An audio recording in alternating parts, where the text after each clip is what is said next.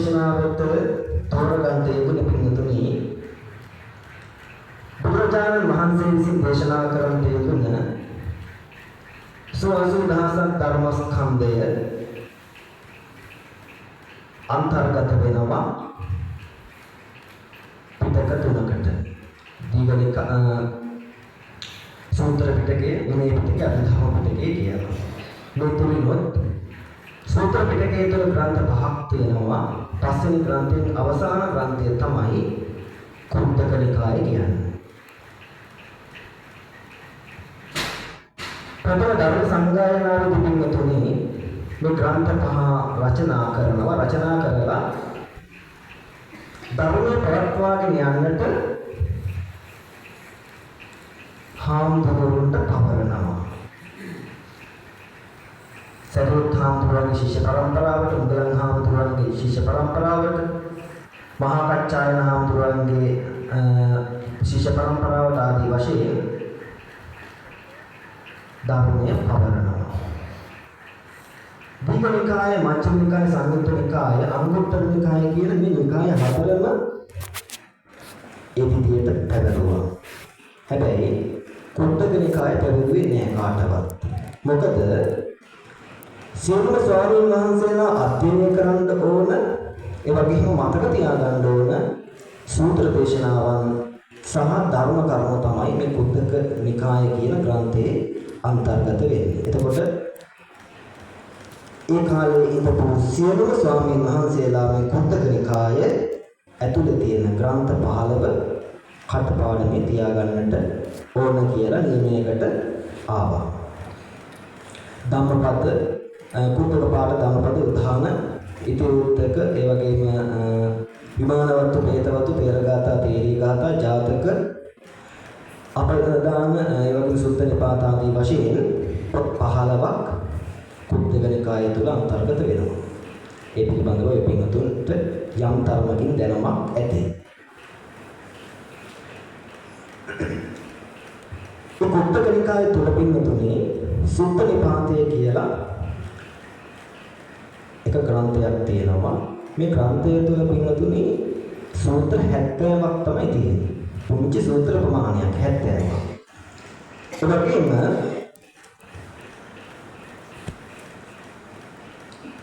සූත්‍ර 70 තුල වර්ග පහකට බෙදලා තියෙනවා. පළවෙනි වර්ගය තමයි උරග වර්ගය කියන්නේ. මේ උරග වර්ගය කියලා හඳුන්වන්නේ උරග සූත්‍රය තමයි පළවෙනිම සූත්‍ර දේශනාව. යම් කිසි ක්‍රමවත් පිළිවෙලකට තමයි ත්‍රිපිටකය සංගායනා කළේ. එතකොට උරග වර්ගයේ පළවෙනි සූත්‍රය උරග සූත්‍රය කියලා හඳුන්වනවා. එහෙම නැත්නම් ඒ වර්ගයේ පළවෙනි සූත්‍රය උරග සූත්‍රය වෙන නිසා තමයි ඒ වර්ගයේ උරග වර්ගය කියලා හඳුන්වන්නේ. ඒ වර්ගය තුළ තියෙනවා චුන්ද සූත්‍රය කියලා සූත්‍ර දේශනාවක්. අන්න ඒ සූත්‍ර දේශනාව තමයි අද අපි මාතෘකා විදියට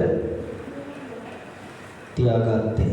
නැත්නම් අද දේශනාව චුන්ද සූත්‍රය පිළිබඳව. අපි මාතෘකා කරා එක ගාථාවක්. චතුරෝ සමනාන පංච මත්ති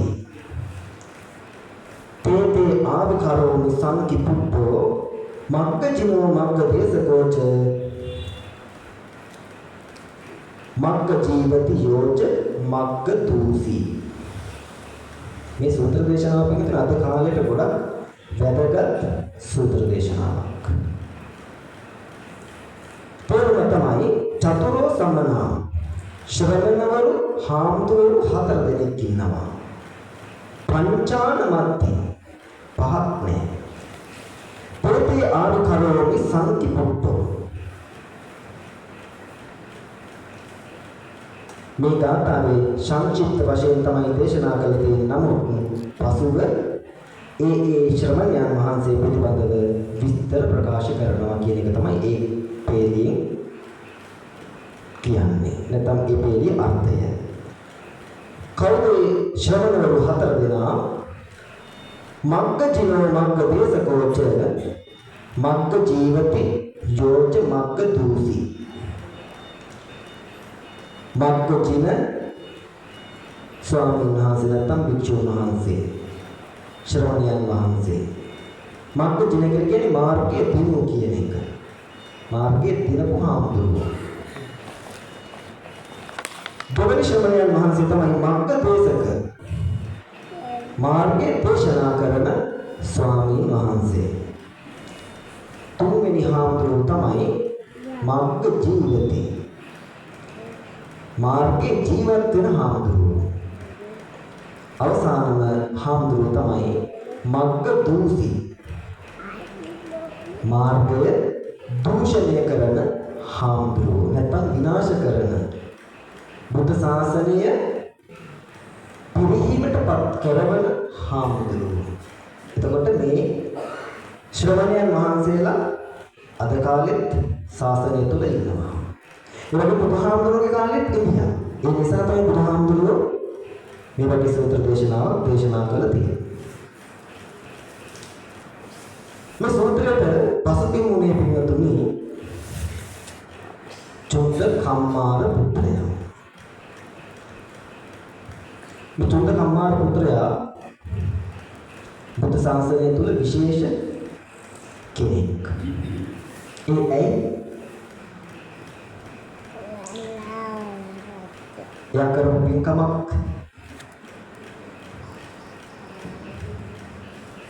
බුදුහාමුදුරුවන්ට අවසාන දානය පූජා කරන්න යෙදුනේ මේ චුන්ද කම්මාර පුත්‍රයා. එතකොට බුදු ශාසනය තුළ විශේෂ පින්කමක් සිදු කරගත්ත කෙනෙක් තමයි මේ චුන්ද කියලා කියන්නේ. එයාට දේශනා කරපු දේශනාව තමයි චුන්ද සූත්‍රය කියලා හඳුන්වන්නේ.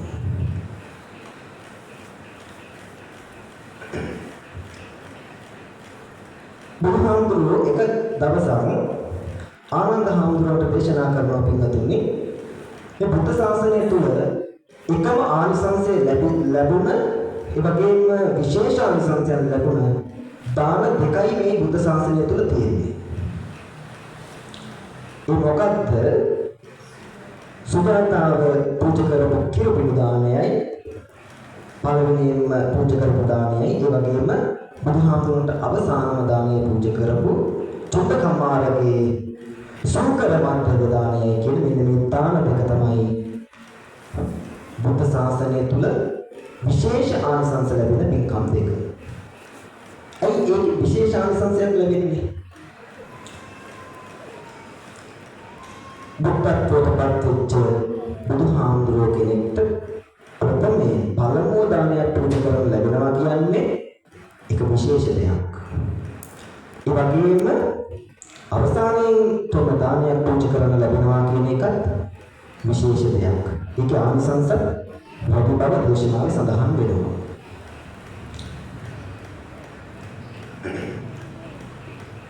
ඒ කාරණාව අදටත් හාමුදුරුවෝ මහාන වුණාම තියෙනවා. හාමුදුරුවෝ කෙනෙක් මහාන වුණාම නැත්නම් ගිහි කෙනෙක් පැවිදි වුණාම හාමුදුරුවන්ට මුලින්ම දානය පූජා කරන එක විශේෂයක් විස්තර වශයෙන් සැලකනවා. ඒ විශේෂ දානය ගොඩක් වෙලාවට පූජා කරගන්න දෙන්නේ කාටද? ඒ පොඩි හාමුදුරුවන්ගේ මෑණියන් වහන්සේට, අම්මට. එතකොට ඒ හාමුදුරුවෝ කෙනෙක්ට නැත්තම් මේ බුද්ධ ශාසනයේ ශ්‍රාවකයන් වහන්සේ කෙනෙක්ට පළවෙනියෙන්ම පූජා කරන දානය විශේෂයි. ඒ වගේම අවසානයේ පූජා කරන දානය විශේෂ භාවයට පත් වෙනවා. එතකොට බුදුරජාණන් වහන්සේට ඒ දාන දෙක පූජා කරගත්ත දාන දෙකෙන් එකක් පූජා කරගත්ත එක්කෙනෙක් තමයි මේ චුන්ද කියලා කියන්නේ. හැබැයි අපිට සමහරක් අයට චුන්දත් එක්ක තරහක් තියෙන්න පුළුවන්. ඒ අපි සමහර වෙලාවට හිතනවා බුදුහාමුදුරුවෝ නිවන් පෑවුවේ චුන්ද. අපි එහෙම තමයි කතාව අහලා තියෙන්නේ සමහරක් අය. සමහරක් අය මේකේ හරි කතාව දන්නවා. හැබැයි සමහරක් අය නොදැන ඉන්න පුළුවන්. එතකොට චුන්දගේ සෝකරමත්ව දානීය වළඳපු නිසා නෙවෙයි බුදුහාමුදුරුවෝ පිරිනිවන් පෑවේ. ඇයි බුදුහාමුදුරුවෝ අපේ තථාගතයන් වහන්සේ පිරිනිවන් පාන්න මාස 3කට ඉස්සෙල්ලා ආයු සංස්කාරය ඇත්තරියා. ඒ කියන්නේ මම මෙන්න මේ දවසේ පිරිනිවන් පානවා කියන එක තීරණය කළා. එතකොට බුදුහාමුදුරුවෝ කෙනෙක් නැත්නම් තථාගතයන් වහන්සේ කෙනෙක් තීරණය කරපු එකක්. ඒ වගේම දේශනා කරපු දෙයක් කවදාවත් වෙනස් කරන්නේ නැහැ. එතකොට ඒ නිසා තමයි අපි බුදුහාමුදුරුවෝ නැත්නම් තථාගතයන් වහන්සේ එදා පිරිනිවන් පාන්නට යෙදුනේ. එතකොට ආනන්ද හාමුදුරුවන්ට ආරාධනා කරන්න තිබුණා ආයු කල්පයක් වැඩ ඉන්න කියලා. ඒ ආයු කල්පයක් කියන්නේ මොකක්ද? තමන්ගේ ආයුෂ, ඒ කියන්නේ ඒ කාලේ මිනිස්සෙගේ ආයුෂ අවුරුදු 120යි. එතකොට ඒ 120 ජීවත් වෙන්න පුළුවන්. සමහරක් අය හිතන් ඉන්නවා ඒ වගේම සමාජයේ වැරදි මතයක් තියෙනවා මුළු කල්පයක්ම ඉන්න පුළුවන් කියලා. එහෙම ඉන්න පුළුවන් කමක් නැහැ. බුද්ධ ශාසනයේ පවතින්නේ අවුරුදු 5000යි. එතකොට බුදුරජාණන් වහන්සේට කල්පයක් වැඩ ඉන්න පුළුවන් කමක් නැහැ. එතකොට ඒ තමන්ගේ බුදුහාමුදුරුවන්ගේ සම්පූර්ණ ආයුෂ තමයි උන්වහන්සේට භුක්ති විඳින්න පුළුවන්කම තිබෙන්නේ ආනන්ද හාමුදුරුවෝ ආරාධනා කළා. එතකොට බුදුහාමුදුරුවන් වහන්සේ අපේ සම්්‍යක් සම්බුදුරජාණන් වහන්සේ පිරිනිවන් පෑමේ චුන්ද නිසාම නෙවෙයි. උන්වහන්සේ ආයු සංස්කාරයේ අත්හැරපු නිසා මේ දවසට පිරිනිවන් පානවා කියලා තීරණය කරපු නිසා. ඒ වගේම පින්වතුනි බුදුහාමුදුරුවෝ පිරිනිවන් පාන ස්ථානයක් තීරණය කළා. ඒ ස්ථානෙට වැඩියා. වඩිනකොට අතරමඟ නවතෙන් අරගෙනමින් තමයි වැඩි. ඒ වඩිනකොට මේ චුන්දට අඹවණයක් තිබුණා, අඹ උයනක් තිබුණා පාවානුවර. ඒ පාවානුවර තියෙන අඹවණයට ගිහිල්ලා බුදුහාමුදුරුවෝ වැඩම කරලා වැඩ ඉඳියා. වැඩමකට පින්නතුනි කෙනෙක් දකින්නවා චුන්දගේ අඹවණයට බුදුහාමුදුරුවෝ වැඩම කරලා ඉන්නවා. දැකලා ඉක්මනට ගිහින් චුන්දට කියනවා චුන්ද ඔබට මහා පිනක් පරිසම් දෙන්න යන්නේ. ඇයි බුදුහාමුදුරුවෝ ඔබගේ අඹවත්තට වැඩම කරලා. ඒ නිසා යන්න ඉක්මනින් යන්න කියලා කියනවා. කිව්වට පස්සේ පින්නතුනි අර චුන්ද බුදුහාමුදුරුවෝ බැහැ දකින්න ගිහිල්ලා දානයට ආරාධනා කරනවා ඊළඟ දවසේ.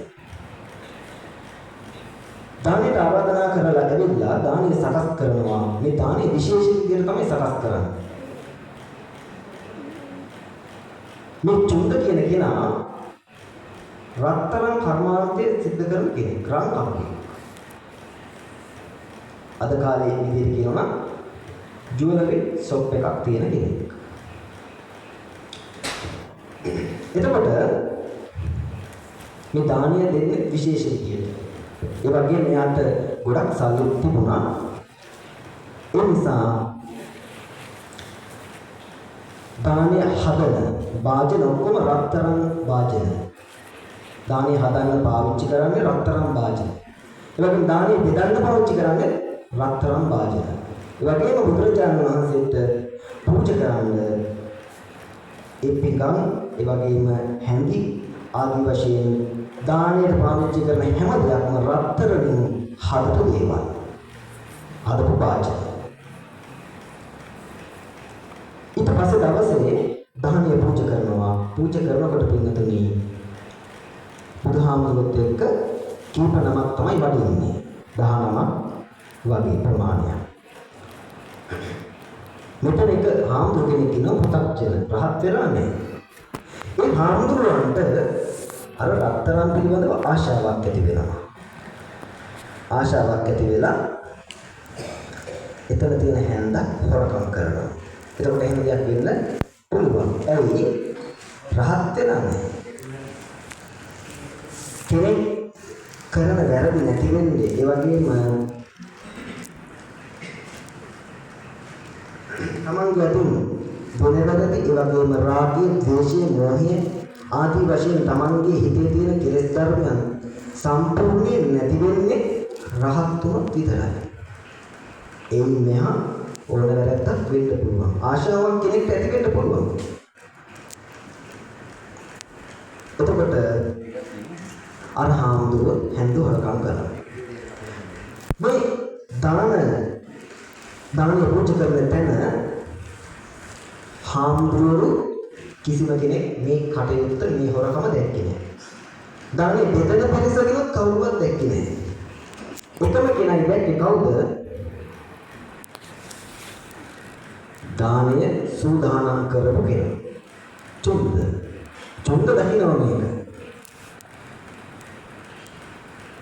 එතකොට අද කාලේ මෙහෙම දෙයක් වුණොත් දාන දෙන එක පැත්තකින් තියලා අරක ප්‍රචාරය කරනවා.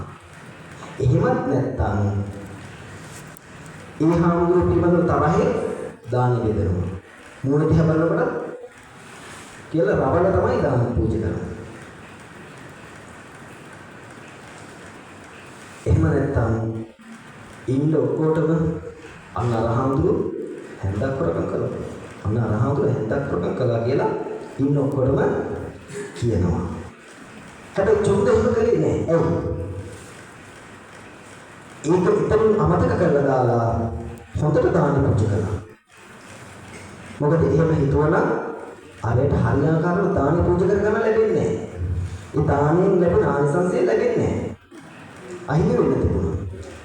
කොහේවත් යන කෙනෙක් නිසා අපි අපේ පින්කම් නැති කරගන්නවත් ඒවා ඵල රහිත පින්කම් බවට පත් කරගන්නවත් ඕනේ නැහැ.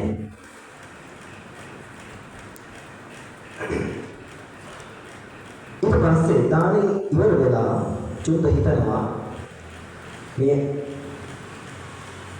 හාමුදුරුවෝ හොරකම් කරපු එක මම විතරද දන්නේ දැක්කේ කියලා පිරිස කෑම කන තැනට ගිහිල්ලා බලන් ඉන්නවා. අහගෙන ඉන්නව මොනවද කතා කරන්නේ කියලා. ඒ කියන්නේ දානෙන් පස්සේ එන අයට ඒ වගේ දානේ හදන අයට කෑම දෙනවනේ. එතකොට ඒ තැනට ගිහිල්ලා චුන්ද අහන් ඉන්නවා මොනවද කට්ටිය කතා කරන්නේ. මේ හාමුදුරුවන්ගේ හොරකම තව කෙනෙක් දැක්කද කියලා බලනවා. කිසිම කෙනෙක් ඒ ගැන කතා කරන්නේ නැහැ. ඊට පස්සේ එයා තීරණය කරනවා ඔව් මමයි හාමුදුරුවෝ විතරයි මේක ගැන දන්නේ. කවුරු කළත් හොරකමයි. හාමුදුරුවෝ කළත් කෙනෙක් කළත් හොරකමයි. ඒ නිසා හාමුදුරුවන්ට මේක කියලා දෙන්න ඕන. මේක පාඩමක් කරලා දෙන්න ඕන. හැබැයි බුද්ධ ශාසනයට මම අගෞරව කරන්න හොඳ නැහැ. එතකොට ඒ හාමුදුරුවෝ කරපු වැරද්දක් ඒක. මේ හාමුදුරුවෝ කරපු වැරද්දට මුළු ශාසනයටම ගර්හා කරන එක නොකල යුතු කටයුත්තක්. එතකොට මුළු සංඝයාටම අගෞරව කරනකොට බුදුහාමුදුරුවෝගේ කාලේ ඉඳපු මහා සංඝරත්නයේ සරියුත් හාමුදුරුවෝ මොගලන් මහරහතන් වහන්සේ ඇතුළු මහා සංඝරත්නයත් අයිති වෙනවා. එතකොට මේ හාමුදුරුවෝ කරගත්තට වඩා බවක් අපි කරගන්නවා. සංඝපවාදේ කරලා. ඊට පස්සේ පින්වතුනි අර චුන්ද කිසිම කෙනෙක්ට කියන්නේ නැහැ. තමන්ගේ පුරුෂයටවත් කියන්නේ නැහැ. දරුවන්ටවත් කියන්නේ නැහැ. මේ කටයුත්ත පිළිබඳව. මේ හොරකම කියන්නේ. හවස බුදුහාමුදුරුවෝ හම්බ වෙන්නේ පාවානවර චුන්දගේ අඹවණේට යනවා. ගිහිල්ලා හාමුදුරුවන්ට ධර්ම දේශනා කරන අවස්ථාවේදී බුදුහාමුදුරුවන්ගෙන් අහනවා හාමුදුරුවනේ බුදුරජාණන් වහන්සේ තථාගතයන් වහන්සේ මේ ශාසනයේ පැවිද්දෝ කී දෙනෙක් ඉන්නවද කියලා. මේක අහන්නේ ඇයි? අර හාමුදුරන්ට තමන් කලේ වැරද්දක් කියලා අඟවන්න. එතකොට මේ හාමුදුරන්ට ඒක අඟවන්න ඒ හාමුදුරන්ට ගිහින් කිව්වේ නැහැ. ඒ කිව්වනම් මොකද වෙන්නේ? ලැජ්ජාවට ඒ හාමුදුරුවෝ සිවුරැල්ල දාලා යන්න තිබුණා.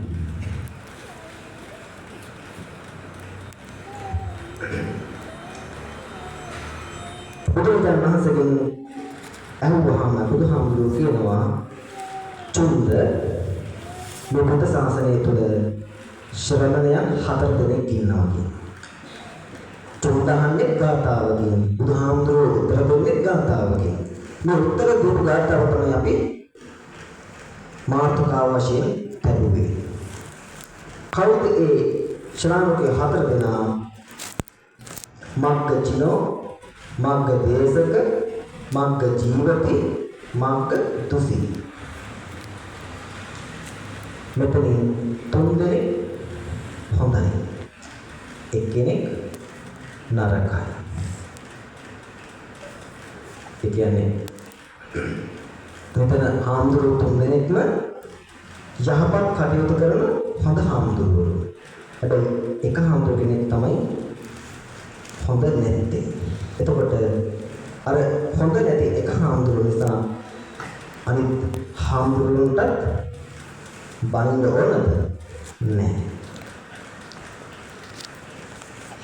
එතකොට එක්කෙනෙක් කරන වැරද්දකට කිහිප දෙනෙක් කරන වැරද්දකට සංඝ සංස්ථාවටම බහින එක ඒ සංඝ සංස්ථාව පිළිබඳව තියෙන ගෞරවය, භක්තිය, ඒ වගේම ශ්‍රද්ධාව නැති කරගන්න එක අපේ කුසල පක්ෂය වර්ධනය කරගන්න පැත්තට හොඳ නැති වෙනවා. එහෙම නැත්නම් අපේ සෝලහකට සලසා ගන්න තියෙන එකම තැනක් නැති කර ගැනීමක් බවට පත් වෙනවා. දැන් අපි ගත්තොත් පොයක් කියන එකක් තියෙන්නේ මොකටද? පොය තියෙන්නේ මොකටද? පොය තියෙන්නේ තුනේ දැන් මාස තියෙනවා දවස් 39ක් නැත්නම් 29ක් නැත්නම් 30ක් 31ක් වගේ එක එක මාසවල දවස් වෙනස් වෙනවා. එතකොට පොයක් එන්නේ දවස් 29ට. ඒක ජෝතිෂයෙන් කියනවා 14 පොයවල් ලැබෙන ඒ වගේම 15 පොයවල් ලැබෙන අවස්ථා තියෙනවා. ඒ 14 පොයක් ලැබෙනවා නම් ඒක හඳුන්වනවා චතුර්දශී පොයක් කියලා. දවස් 15 ලැබෙන පොයට කියනවා පන්නරසී පොයක් කියලා. එතකොට මේක පසළොස්වක පොයක් නෙවෙයි. එතකොට අමාවක, අවාටවක ආදී වශයෙන් ඒ පොයවල මෙතනදී චතුර්දශී පන්නරසී ගණයට අයිති වෙනවා. එතකොට දවස් 29ක්ම පින්නතුනි අපි සමාජෙත් එක්ක ගැටෙනවා. එක ප්‍රශ්න එනවා. තරහ වෙනවා, ඒ වගේම අපිට තරහ යනවා. ඒ වගේම අපි එක දේවල් වලට ඇලෙනවා, ගැටෙනවා. එක දේවල් මේ දවස් 29 තුළ සිද්ධ වෙනවා. එතකොට හිතනවා ගන්න තමයි මේ දවස් 29 සිද්ධ වෙච්ච දේවල් තමන්ගේ හිතින් අමතක කරන්නද? ඒ වගේම මේ දවස් 29 තමන්ට නිර්මාණ මාර්ගයේ ගමන් කරන්නට අපහසු නිසා තමයි ඔය දවස දුන් කරලා තියෙන්නේ පින්දහම් සිද්ධ කරගන්නට. එතකොට සීල සමාධි ප්‍රඥා කියන මේ දේවල් වර්ධනය කරගන්න අපි මේ පොය භාවිත කරන්න ඕන. ඒ වගේම දාන සීල භාවනා කියන ත්‍රිවිධ පුණ්‍ය ක්‍රියාවන් අපි මේ පසළොස්වක පොය දවසේදී සිද්ධ කරන්න උත්සුක වෙන්න ඕන. එහෙම නැත්නම් පොයෙන් ලැබෙන නෙලා ගන්නෙ නැහැ.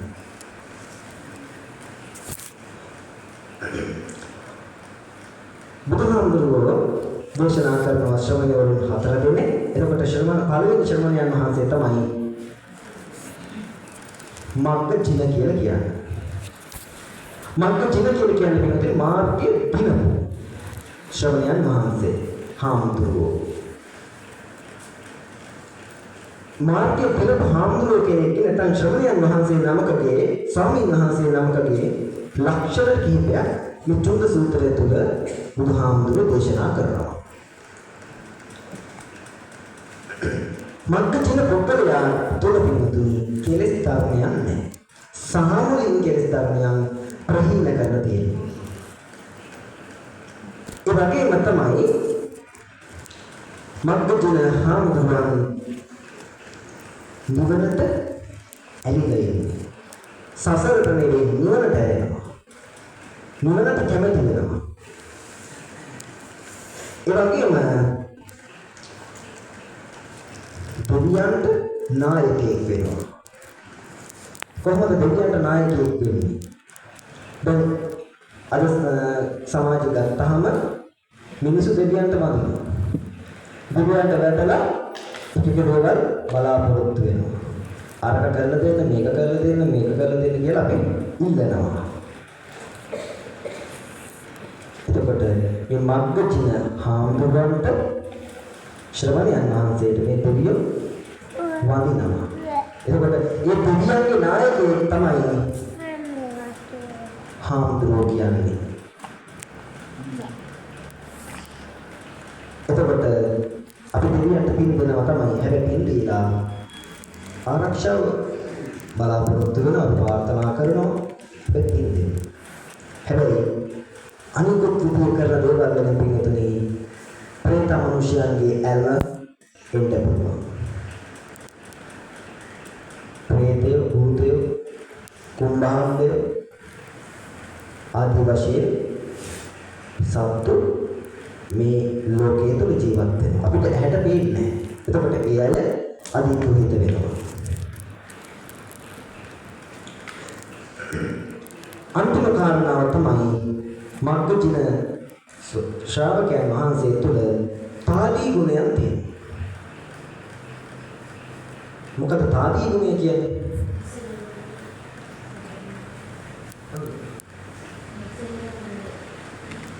තාදී ගුණය කියන්නේ උපාසක මහරී අටලෝ දහමින් කම්පා නොවීමේ ගුණය. අටලෝ දහම කියන්නේ ලාභ යස ආයස නින්දා ප්‍රශංසා දුක සැප කියන මෙන්න මේ අට. එතකොට සාමාන්‍ය මිනිස්සු සතුටක් නැත්තම් සැපයක් එනකොට සතුටු වෙනවා. උදාහරණයකටපත් වෙනවා. ඒ වගේම තමන් අනිත් අයට වඩා ශ්‍රේෂ්ඨයි නැත්නම් තමන්ට අනිත් අයට වඩා තමන්ට දෙයක් තියෙනවා කියලා පෙන්වන්න උත්සාහ කරනවා. ඒ වගේම තමයි අලර්පයක් නැත්නම් දුකක් ආපු වෙලාවට කනස්සල්ලටපත් වෙනවා. එතකොට රහතන් වහන්සේ නැත්නම් මග්ගජින ස්වාමීන් වහන්සේ මේ ලාභ අලාභ යස ආයස නින්දා ප්‍රශංසා දුක සැප කියන මේ අටේදී කම්පා වෙන්නේ. ඒ කියන්නේ දුකක් ආවත් ඒකත් සමසිතින් බාර ගන්නවා. සැපයක් ආවත් ඒකත් සමසිතින් බාර ගන්නවා. කියන්නේ මේ දෙකේදීම වෙනසක් වෙන්නේ තමන්ගේ හිත. එතකොට මේ ලක්ෂණ වලින් අපිට කාටද මැරෙන්නේ? පේන්නේ රහතන් වහන්සේලා. එතකොට මග්ගජින ස්වාමීන් වහන්සේ කියන්නේ රහතන් වහන්සේ. එතකොට රහතන් වහන්සේලාගේ ගුණයන් අපිට ප්‍රමාණ කරන්න හැකියාවක් නැහැ. අසීමිත ගුණයන් උන්වහන්සේලා තුල තියෙනවා. අපි සරියුත් මහ රහතන් වහන්සේ ගත්තාම උන්වහන්සේ පුදුම තරම් ඉවසුව පින්නතුනි. ඒ වගේම අවුරුදු 7ක පුංචි සාමාන්‍යයන් වහන්සේ නමක් දෙන අවවාදයේ පවා පිළිගත්තා. සිවුරු කොන ඇවිල්ලා කියනවා ස්වාමීන් වහන්සේ ඔබ වහන්සේගේ සිවුරු කොන ගෑවෙනවා බිම ගෑවෙනවා. ඉතින්ම සරියුත් හාමුදුරුවෝ එක හදාගත්තා පිළියරගෙන. දැන් අපි එහෙම පොඩි කෙනෙක් අපිට වඩා උගත් කමින් අඩු කෙනෙක් එහෙම නැත්නම් වයසින් තරාතිරමින් අඩු කෙනෙක් දෙයක් කිව්වොත් ඔයා කවුද මගේ වැරදි අහන්න මම මගේ දේවල් බලා ගන්නම් කියලා ඔය වචනේම නෙමෙයි ඔයිට හාත්පසින් වෙනස්ව හරි ඔය විදිය අදහසක් අපි ප්‍රකාශ කරනවා. එතකොට මානෙ නිසා එතකොට ඒ දේවල් නැති වුණාම තමයි පින්තුනේ රහත් ත්වයටපත් වෙන්න පුළුවන්කම ලැබෙන්නේ. එතකොට මග්ගජින හාමුදුරුවෝ කියන්නේ රහතන් වහන්සේ. දෙවෙනි හාමුදුරුවෝ තමයි මග්ගදේශක. මාර්ගය දේශනා කරන ස්වාමීන් වහන්සේ. කවුද මාර්ගය දේශනා කරන්නේ? මාර්ගය දේශනා කළේ පින්තුනේ අපේ තථාගතයන් වහන්සේ. සම්මා සම්බුදුරජාණන් වහන්සේ තමයි මාර්ගය දේශනා කළේ. එයි සාරසංකීය කල්පලක්ෂයක් දුක් විඳලා පාරමිතාවන් සිද්ධ කරලා ඒ ධර්මය අවබෝධ කරගන්න යෙදුණා. අවබෝධ කරගෙන ලෝක සත්‍යයට අනුකම්පා කරලා දේශනා කළා. එතකොට බුදුහාමුදුරුවෝ තමයි මග්ගදේශක හාමුදුරුවෝ. ඒ වගේම තවත් ධර්මදේශකයන් වහන්සේලා වැඩ ඉන්නවා. බුදුහාමුදුරුවෝගේ කාලේ වැඩ හිටියා. බුදුරජාණන් වහන්සේගේ ධර්මචක්කප්පවත්තන සූත්‍රය කියන්න පුළුවන් එකම හාමුදුරුවෝ කෙනයි රහතන් වහන්සේ ළමයි බුදු සාසනය තුල වැඩ හිටියේ. ඒ කවුද? සාරිපුත්ත මහරහතන් වහන්සේ. එහෙම නැත්නම් සරියුත් මහරහතන් වහන්සේ. සත්‍ය භංග සූත්‍ර දේශනාව ඒ ධම්සප්පවතුන් සූත්‍රය විස්තර කරමින් දේශනා කරපු සූත්‍රය.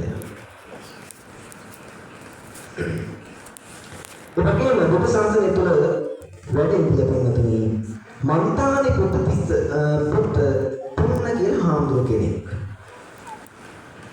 මන්තානි පුත් පුන්න. මන්තානි බැමිණියගේ පුතා වෙච්ච පුන්න හාමුදුරුවෝ. ඒ හාමුදුරුවෝ තමයි ධර්ම දේශනාවන් සිදු කරන ස්වාමීන් වහන්සේලා අතර අගතනතුර ගත්තේ විචිත්‍ර විදියට. එතකොට මේ විදිහේ ධර්ම දේශනාවන් කරපු ස්වාමීන් වහන්සේලා වැඩ හිටියා. හැබැයි උන්වහන්සේලා දේශනා කළේ බුදුහාමුදුරුවෝ දේශනා කරපු දේශනාව. බුදුහාමුදුරුවන්ගේ උපුටලයන් තමයි දේශනා කළේ. එතකොට ඒ හාමුදුරුවෝ කොහොමද මග්ගදේශක හාමුදුරුවෝ තමයි. මේ ධර්ම දේශනා කිරීම ධර්ම ප්‍රතිපදාව පිළිබඳව හඳුන්වනවා කොහොමද? අනබෙර ගැසීමක් වගේ කියලා. ඒ කියන්නේ ඒ කාලේ රජ කාලයේදී මිනිස්සුන්ව යම් කිසි දෙයක් දැනුවත් කරන්න තියෙනවා නම් අනබෙර ගහලා තමයි දැනුවත් කරේ. එතකොට ඒ අනබෙර ගැසීමට ඒ අනබෙර ගැසීම වගේ මොකක්ද? ධර්ම දේශනාවන් සිද්ධ කිරීම. ඒකට සම කරන්න බෑ.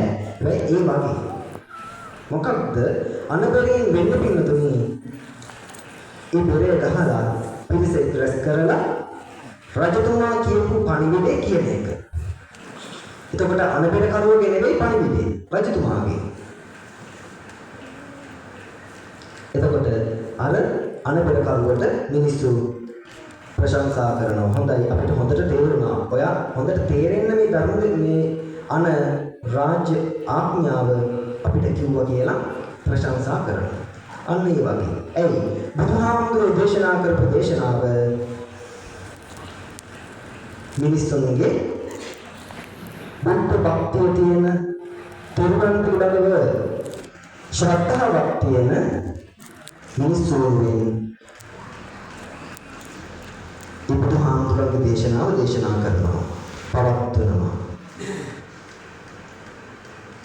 එතකොට ධර්මදේශකයන් වහන්සේ නමක් කිසිම අවස්ථාවක බුදුහාමුදුරන්ට විවේචනය කරන්න නැත්නම් බුදුහාමුදුරු වැරදි කියලා කියන්න පුළුවන් කමක් නැහැ. මොකද ධර්මයේ බුදුහාමුදුරන්ගේ උන්වහන්සේ තමයි අවබෝධ කරගත්තේ, උන්වහන්සේ තමයි දේශනා කළේ. ඒ නිසා උන්වහන්සේගේ ධර්මයේ වැරදි කියලා කියන්න අපිට අයිතියක් නැහැ. ඒකට ධර්මයේ දේශනා කරන හාමුදුරුවෝ තමයි දෙවනි ශ්‍රමණයන් වහන්සේ. තුන්වෙනි කෙනා මග්ග ජීවිතේ මාර්ගයේ ජීවත් වෙන කෙනා. මාර්ගයේ ජීවත් වෙනවා කියලා කියන්නේ පින්නතුනි ඒ ධර්මයේ හැසිරෙන එක. බුදුහාමුදුරුවෝ දේශනා කළ තියෙන ධර්මයේ හැසිරෙනවා. අපිට නිවන් දකින්න අවශ්‍ය නම්, ඒ වගේ නිවන් දකින්න කැමති කෙනෙක් ඉන්නවා නම් ඒ පුද්ගලයා චතුරාර්ය සත්‍ය ධර්මය අවබෝධ කරගන්න ඕන. ආර්ය ශ්‍රාන්තික මාර්ගයට අනුව අපේ ජීවිතේ හැඩගස්වා ගන්නට ඕන. ඒ වගේම සීල සමාධි ප්‍රඥා කියන මෙන්න මේ තුනට ආර්ය ශ්‍රාන්තික මාර්ගයේ බෙදෙනවා.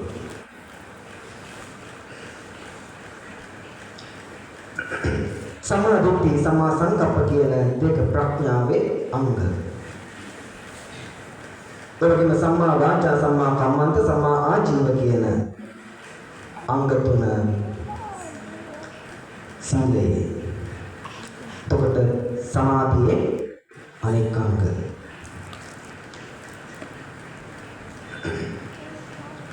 මොනවද? සති සමාධි. මේ විදිහට ඒ අංගයන් වලට නැත්නම් ආරියෂ්ඨාංගික මාර්ගයට අනුව ජීවිතය ගත කරන එක තමයි මග්ග ජීවිත හාමුදුරුවන්ගේ කාර්ය. නැත්නම් උන්වහන්සේ එන්නේ ඒ විදිහේ කෙනෙක්. දේශනාව තුළ සඳහන් වෙනවා පින්වතුනි, මිනිස්සු නැත්නම් මිනිස්සෙට තේරුම් යන ආකාර හතරක්. නැත්නම් තේරුම් ගැනීමේ හැකියාව අනුව ආකාර හතරකට බෙදලා තියෙනවා. පළවෙනි එක්කෙනා තමයි උක්කටිතඥ. දෙයක් කියපු ගමන් වහා වැටෙනවා. සරියුත් මහ රහතන් වහන්සේ, මොගලන් මහ රහතන් වහන්සේ, එවැනි බාහිය දාරුචීරි මහ රහතන් වහන්සේ තුල මේ මහ රහතන් වහන්සේලා එක බණපදයක් කියනකොට, එක ගාථාවක් කියනකොට ධර්මයේ වැටුණා, අවබෝධ වුණා. චුක්කාවිඤ්ඤ මහරහතන් වහන්සේලා අතරින් අගතනතර ගත්ත පින්තුනේ බාහිය දාරුචීරි මහරහතන් වහන්සේ. ඒ කියන්නේ කියපු සැනින් ධර්මය අවබෝධ වුණා.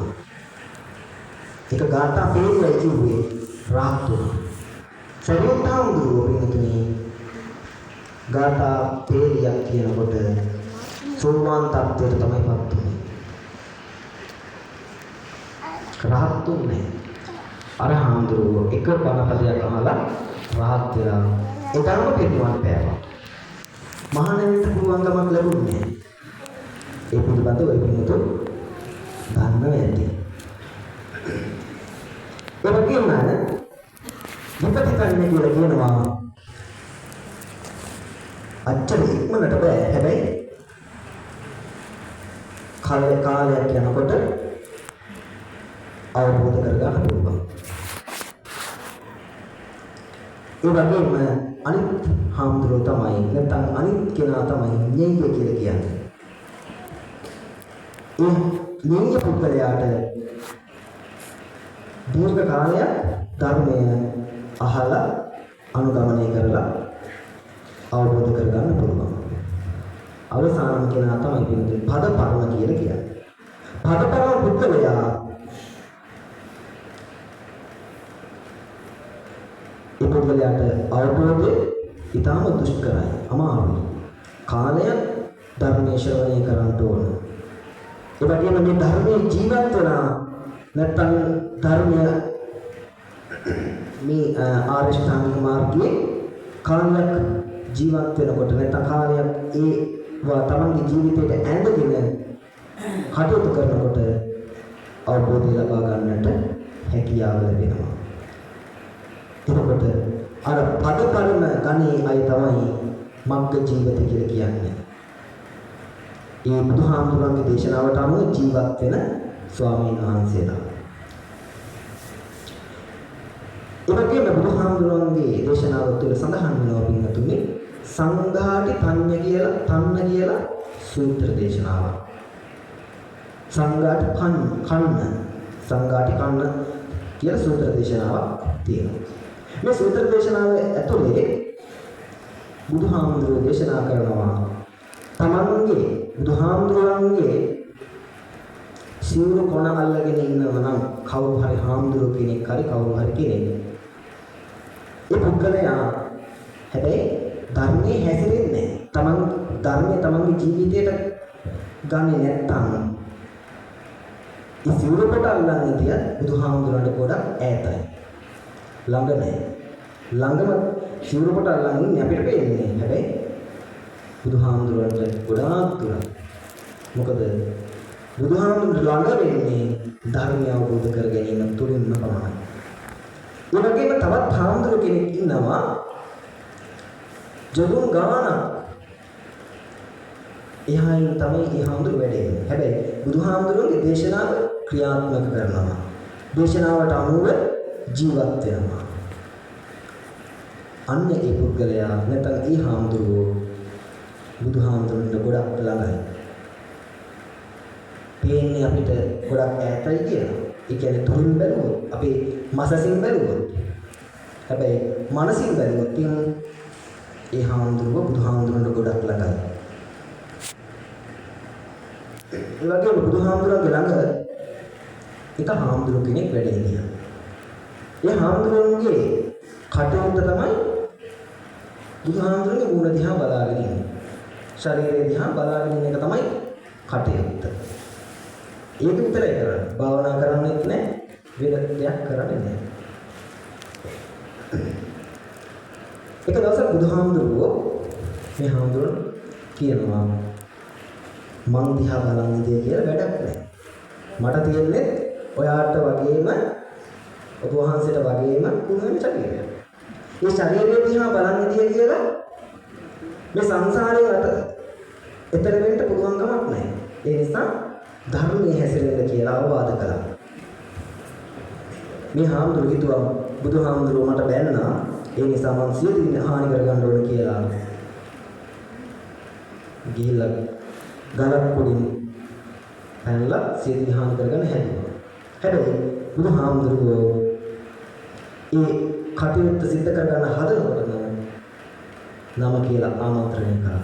ආයෙත් දුවගෙන බුදුහාමුදුරුවෝ ගාවට ඒ මරණයටපත් වෙන්නේ නැතිව සියදිව හානි කරගන්න නැතිව ආයෙත් ආවා. ඒ විදිහේ පින්වතුනි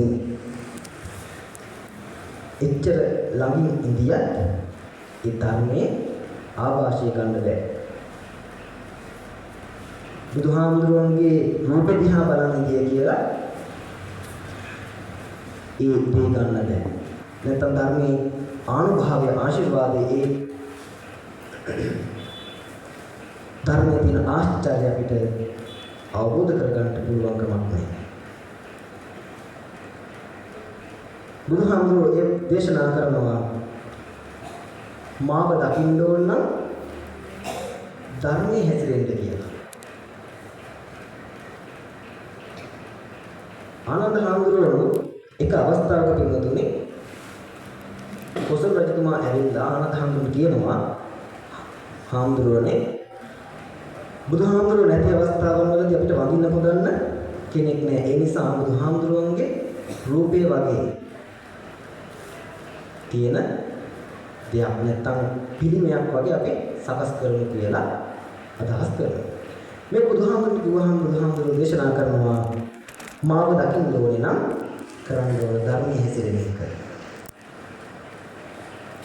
එහෙම නැතිව පිළිම හදාගෙන ඒ දේවල් වලින් මාව දකින්න පුළුවන්කමක් නෑ කියලා බුදුහාමුදුරුවෝ දේශනා කරන්නට යෙදුණා.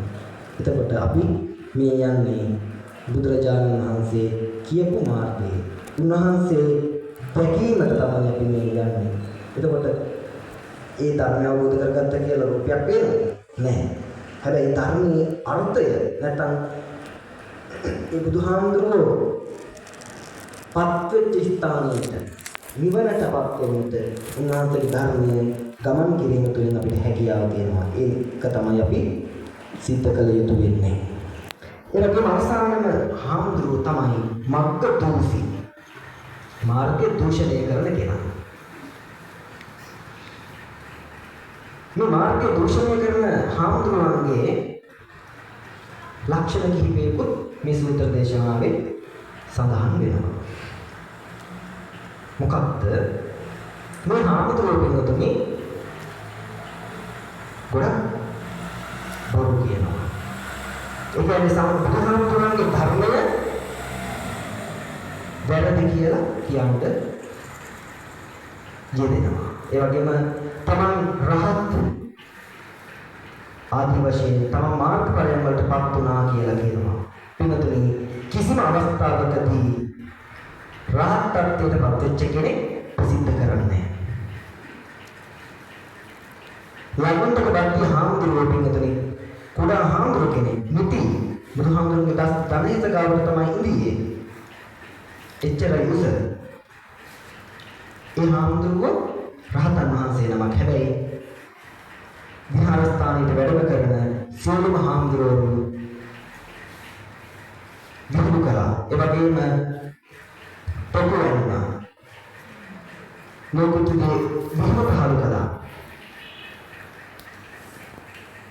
මාම කියලා කතා කළා. ඒ කියන්නේ උන්වහන්සේට විග්‍රහ කිරීමේ අරමුණු එක එක විදිහේ දේවල් කියලා කතා කළා.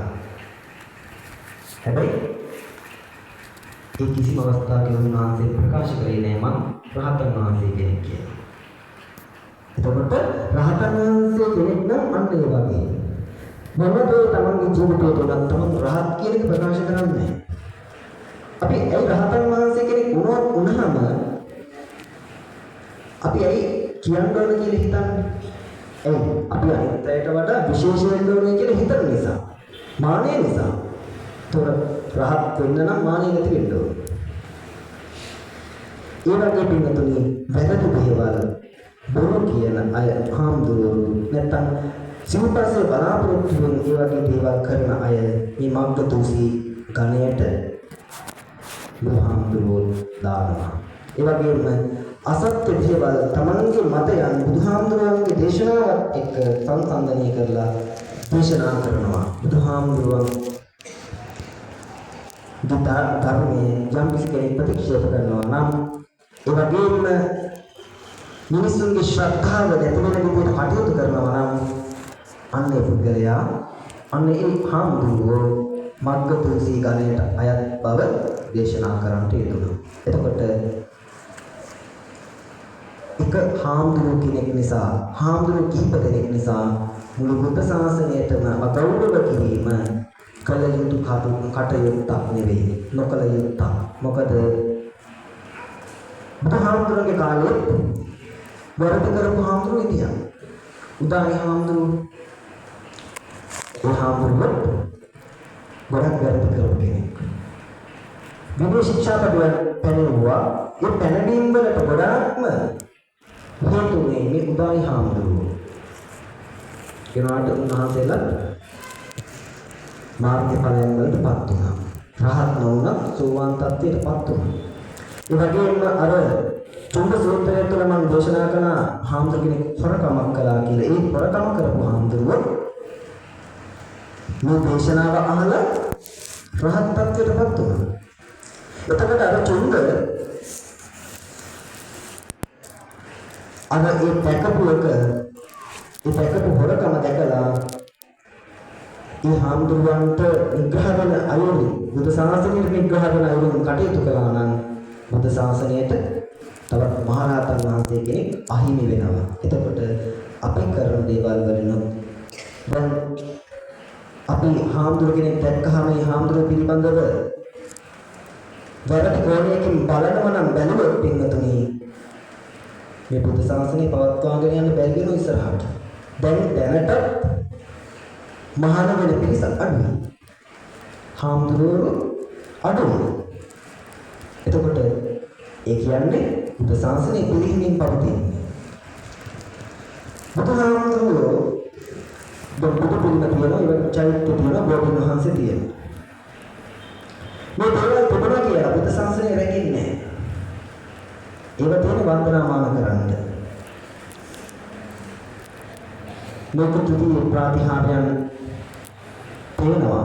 අපිට බලා ගන්න පුළුවන්කම තියෙනවා. හැබැයි ධර්ම දේශනා කරන්නේ. එතකොට හාමුදුරුවෝ යම් කිසි දවසක නැති වෙනවද අන්න එදාට බුදු ශාසනයේ අභාවය සිද්ධ වෙන්නට ඒක හේතුවක් වෙනවා. ඒ නිසා අපි ස්වාමීන් වහන්සේලාව ආරක්ෂා කිරීම සිද්ධ කළ යුතුයි. වැරදි කරනවා නම් ඒ වැරදි වලට දඬුවම් ලැබෙන්න ඕන. හැබැයි එහෙම කියලා මුළු සංඝතියටම බැනීමවත් අපරාධ කිරීමවත් ඒ අමුතු විදියකට කොන්කරින් කරලා බැනීමවත් නොකළ යුතු දෙයක්. ඒ නිසා මේ පුන්කම තුළින් හොඳට පිටුතුන් හිතට ගන්න හාමුදුරුවෝ කරන වැරදි හාමුදුරුවෝ අරඤ්ඤයි. හැබැයි හාමුදුරුවෝ නිසා අපි වැරදි කරගත්තොත් ඒක අපිට තමයි අරඤ්ඤ වෙන්නේ. හාමුදුරුවෝ කරන්නේ පොඩි වැරද්දක් වෙන්න පුළුවන්. හැබැයි අපි කරන්නේ ආර්යෝපවාදය. දැන් අපි හාමුදුරුවන්ට මහා සංඝරත්නයට බැන්නහම රහතන් වහන්සේලාත් අහු වෙනවා. එතකොට අපිට ආර්යෝපවාදය වෙනවා. ආර්යෝපවාදය කියන්නේ පොඩි බවක් නෙමෙයි. ඒ නිසා හොඳට කල්පනාවට ගන්න, ඒ වගේම හොඳ අදිෂ්ඨානයක් ඇති කරගන්න හාමුදුරුවන්ට යම් කිසි වැරද්දක් වෙන්න පුළුවන්. ඒවා ඒ කාලේ වුණා නෝන නෙවෙයි. ඒ වගේම අපේ ලංකාවේ වුණත් 1800 ගණන් වල 900 ගණන් වල ඒ වගේ දේවල් වුණා. වෙලා තියෙනවා. හැබැයි මේ මාත්‍ය නැති නිසා ඉච්ඡර ප්‍රසිද්ධ වුණේ නැහැ. එතකොට අද කාලේ ප්‍රසිද්ධ වෙන්නේ මාධ්‍ය තියෙන නිසා. එතකොට එහෙම කියලා පිටුතුනි අපි සෞතු කරගෙන මේ සම්බුද්ධ ශාසනය වනසවන්නට දායකයෙක් වෙන්න එපා. ඒ නිසා කල්පනා කරගන්න